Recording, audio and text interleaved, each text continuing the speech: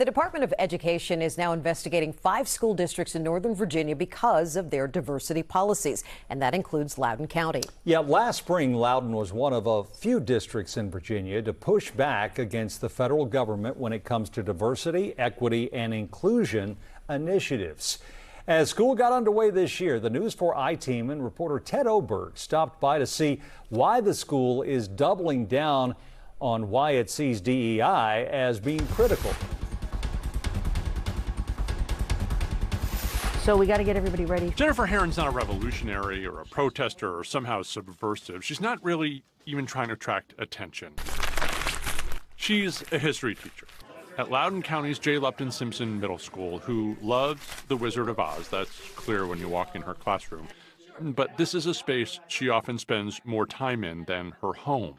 It's a welcoming classroom where a group of girls who say they haven't always fit in or maybe struggled with grades in the past visit one period a day and spend a lot of time after school here, too. The most rewarding thing I've ever done. In Loudoun County, Herron's Girls Empowered program is part of a diversity, equity, and inclusion initiative started 4 years ago. DEI is just caring about people.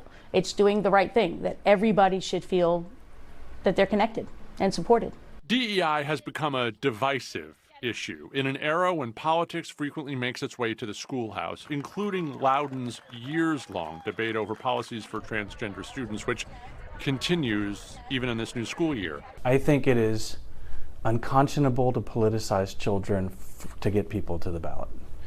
I think that's unconscionable, and I think that our community deserves better, and I think our school system deserves better. We first spoke to Loudoun County Superintendent Dr. Aaron Spence about DEI late last April, when the U.S. and Virginia Departments of Education wanted him and every other superintendent to sign a pledge promising not to use what it called illegal DEI in public schools at the risk of losing federal funding.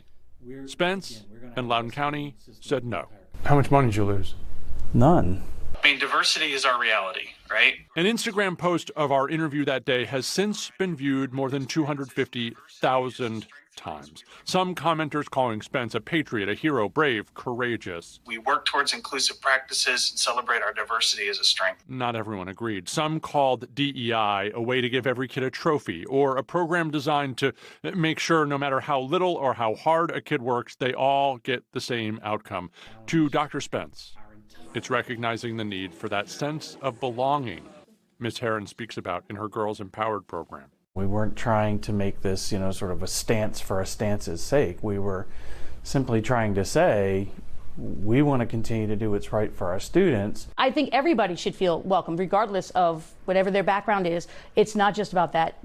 DEI is just caring about people. If you want to open up the shirts. Teachers recommend students for the program. Students voluntarily agree to participate. And while Girls Empowered is currently made up of girls of color, Ms. Herron hopes to open it to any girl who could benefit. Those changes could bring it closer in line with current Department of Ed DEI guidance. In the program, Ms. Herron monitors students' grades. They do homework, they visit colleges, and meet after school. 4 years in, Herron says grades are rising, not straight A's, they're rising. And the school now plans to create a similar group for boys. It's just almost like you're not alone. Amaya Thomas recently moved on to high school, but is still involved with the group because of what she says it did for her, raising her grades enough to be accepted to a health sciences program at Loudoun High School. I didn't feel like not supported at any time. Like if I needed help, then I could always ask for people. Thomas wants to pass that support on to other girls, including her little sister, who's now in the class too.